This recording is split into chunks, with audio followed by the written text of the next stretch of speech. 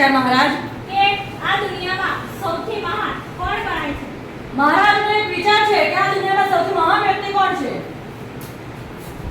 મહારાજ, મને એવું લાગે છે કે આ દુનિયામાં સૌથી મહાન એ ખેડૂત જ છે. ખેડૂત? કેવી રીતે?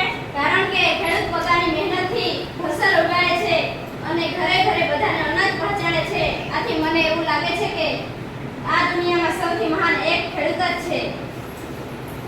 ના ના મહારાજ, આ દુનિયામાં સૌથી મહાન એક ડોક્ટર જ છે. ડોક્ટર? કેવી રીતે?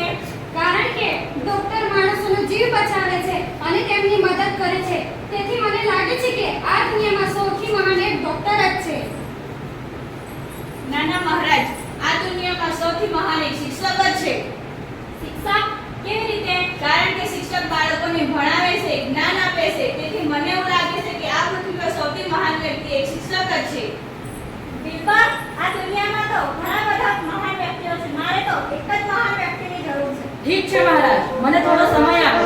2-3 દિવસમાં તમને જાણ કરું.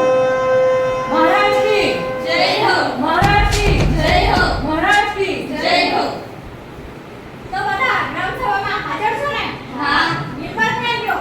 હું અહીંયા જ છું મહારાજ. કેમ મોડું થઈ ગયું? મહારાજ, તમે કહ્યું હતું ને કે આ દુનિયામાં સૌથી મહાન વ્યક્તિ કોણ છે, તો હું એને શોધવા ગયો હતો. ક્યાં છે તે? આવે છે મહારાજ.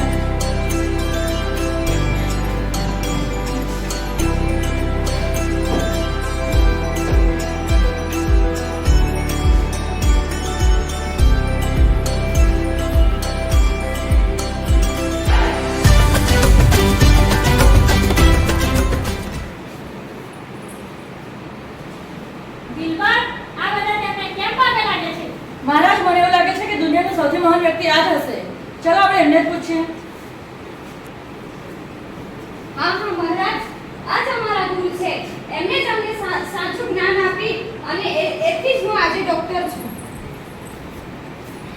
આ સાચી વાત છે મહારાજ. આજે અમારા ગુરુ છે, જેમણે અમને સાચો રસ્તો બતાવ્યો અને આજે અમે શિક્ષક છે. जिसने दिया ज्ञान का भंडार, जिसने दिया हमें भविष्य के लिए डर।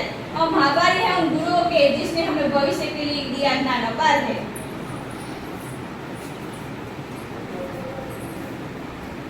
હા હા મહારાજ, આ સાચી વાત છે. એમણે તમને અમને આજે ન ભણાવ્યા હોત તો અમે આજ શિક્ષક, વકીલ અને ડોક્ટર ના બની શક્યા હોત. તો આજે આપણને આ ક્વેશ્ચનનો જવાબ મળી ગયો છે કે આ દુનિયામાં સૌથી મહાન વ્યક્તિ